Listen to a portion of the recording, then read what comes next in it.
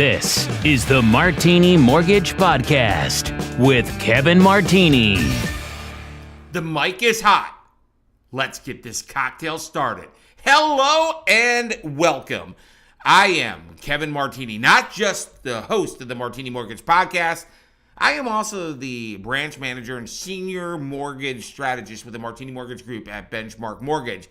This is the 31st episode of the Martini Mortgage Podcast. And I am going to call this podcast episode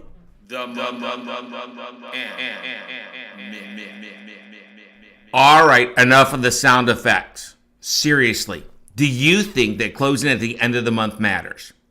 Many buyers and realtors think that they have to close at the end of the month.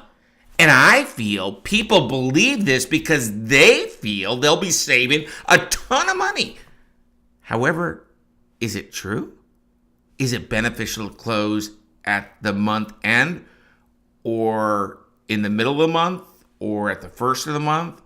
Does it really make a difference?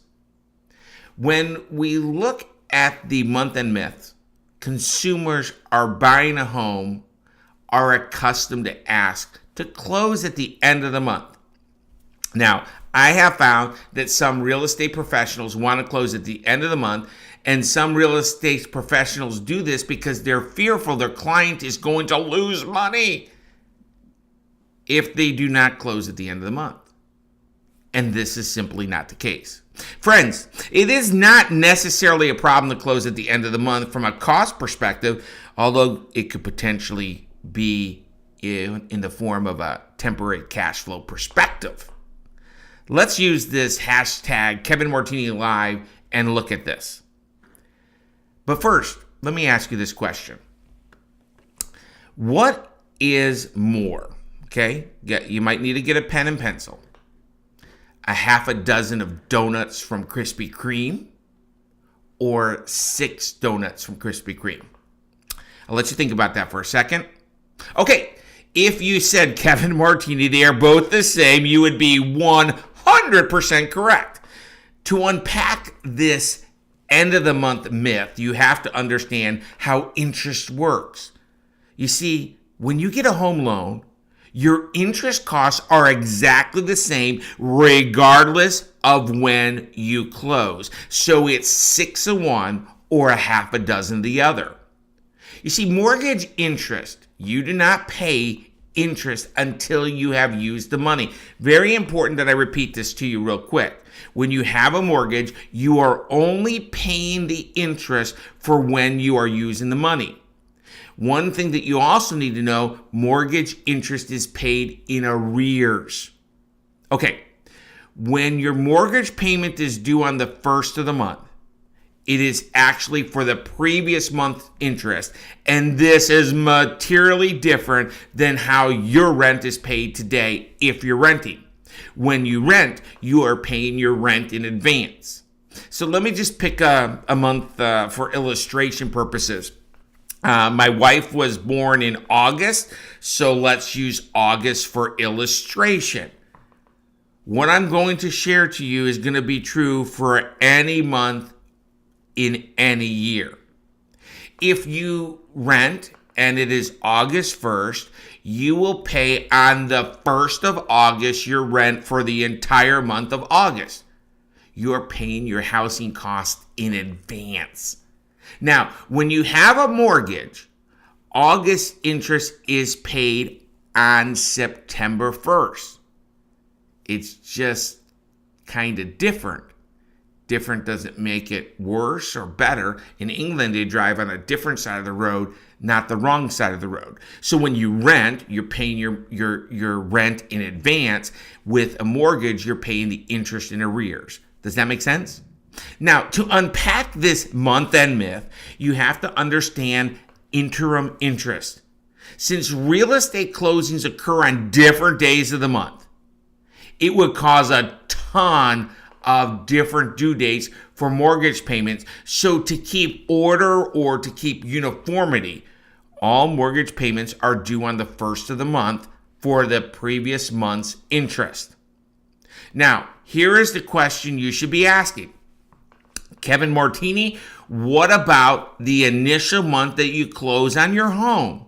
Now, if you asked this question to me, I would say, hey, cowboy or hey, cowgirl, that is a great question. When you close on your home, there will be a number of days from the day of closing until the next first of the month. How interest is addressed on the month you close is with interim interest. The buyer of the home will own the day of closing through the end of the month. And this is what interim interest is. Interim interest is paid at the closing table on the day of closing. So let's go with this example. So let us assume you are closing in August. In August, there are 31 days. Let's assume you are closing on August 20th. That means you are paying 12 days of interim interest. Then you would have a payment. You would not have a payment in September. The first payment would be, wait for it, yes, October 1st. Now, it's important to note in this example, there is no payment due in September because September is free. Well, let's not share it that way. It's because you've already paid for the interest in August for the day of closing, and mortgage interest is paid in the arrears. Again, as I shared earlier, when I shared how interest works, you do not pay interest until you have used the money. Because of this, it is my opinion that interim interest should not be considered a real cost. So let me compare at a closing at the beginning of the month versus a closing at the end of the month to see if there's any real difference. First, let's look at a closing in the beginning of the month. To stay consistent, let us keep using the month of August for illustration. If you close August 1st, you will be paying a full month of interest at the closing table. Now, you will not be making a payment in September, not because it is free, it is because you paid for the interest in August at the closing table. Again, mortgage interest is paid in arrears, so your first mortgage payment will be due the 1st of October. In this example, you will need a little bit more money at the closing table. However, you will not have a mortgage payment to make in a little over 60 days. Does that make sense? Because you closed August 1st, but your first mortgage payment would not be till October 1st. Yep, from a cash flow perspective, you are 100% correct. There's a little bit more cash needed.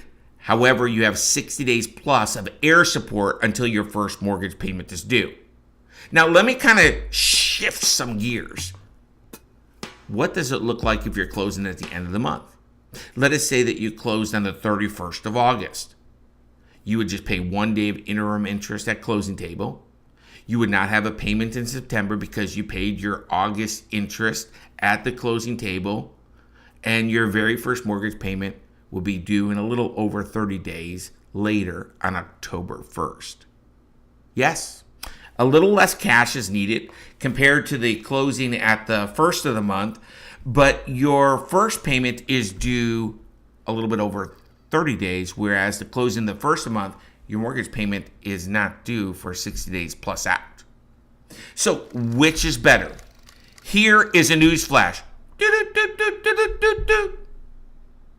They are both equal. Again, which is better?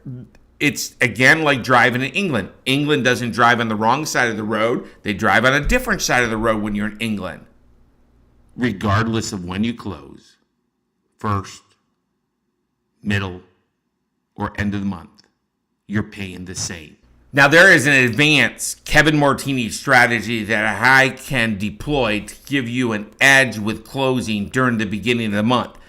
This is a strategy that I and all the mortgage strategists with the Martini Mortgage Group at Benchmark Mortgage deploy with our real estate partners, which, if executed flawlessly, and it also depends on the timing and motivation of the seller, then the closing at the beginning of the month will not cost you more upfront, and you will still have 60 days until your first payment. This provides what I like to think of a baker dozen or 13 donuts in a dozen. For more information on this killer strategy, just give me a jingle at 919-238-4934. In closing, do not fret if you cannot close at the end of the month. You are not losing any money.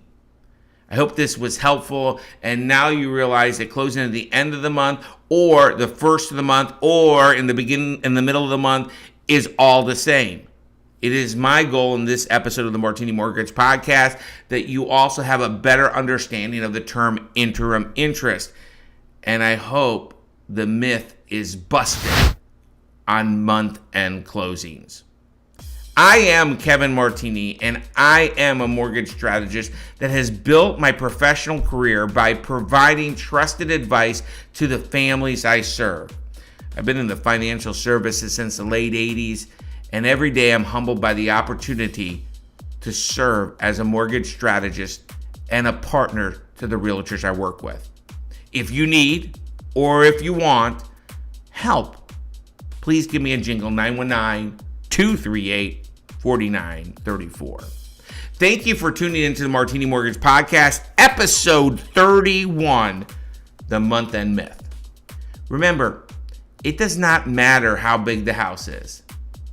It matters how happy the home is. The Martini Mortgage Group makes real estate dreams a reality with trusted advice in a stress-free environment with great rates and on-time closings while providing a world-class experience. If you or someone you know has questions about the current mortgage rates or the current mortgage programs, please reach out to the Martini Mortgage Group at 919-238-4934.